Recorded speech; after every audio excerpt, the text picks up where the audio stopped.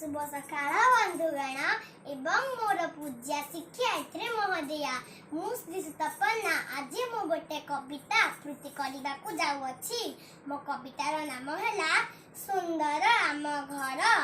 आमे जो घरे रहू सी भारी सुंदर धूली अड़ंधु न थाए बड़ सफा सुतर जाति जाति मंदार रे हसे आम बगीचा निर्मल परिवेश चारिआड फरचा घरटी आमर अछि नई बंध कड़े अपराजितार लता मारी थाए बाड़े पढ़ा पढ़ी सारी देई भाई बंधु मेलरे आनंद रे खेल खेलु नीति संज बेलरे सुंदर घर को आमे करुनाथ असना आनंद रे थाउ सदा मन मारी बसुना आनंद रे थाउ सदा मन मारी बसुना।